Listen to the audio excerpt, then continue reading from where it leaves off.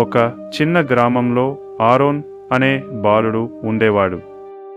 అతను ఎల్లప్పుడూ ఒంటరిగా ఉండేవాడు, ఎందుకంటే గ్రామంలోని పిల్లలు అతనితో ఆడటం ఇష్టపడేవారు కాదు.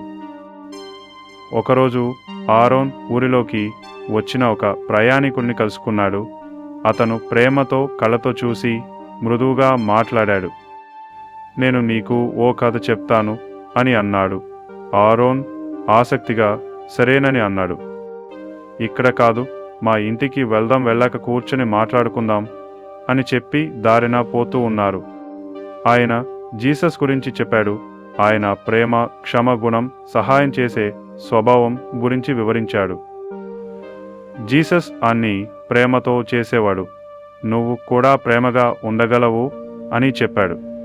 వెంటనే ఆరోన్ అక్కడి నుంచి దిక్కున లేచి అక్కడి నుంచి ప్రయాణమైసాగాడు. వెళుతుండగా తనలో తాను భావోద్వేగాలను గురించి, ఇన్నాళ్ళు జీవించిన జీవితం గురించి గుర్తు చేసుకుంటూ దారిన పోతూ ఉన్నాడు.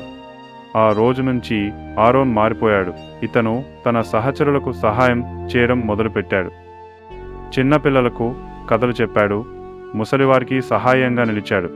కొద్ది రోజులలో గ్రామంలోని పిల్లలు అతనితో స్నేహం చేయాలని కోరుకున్నారు.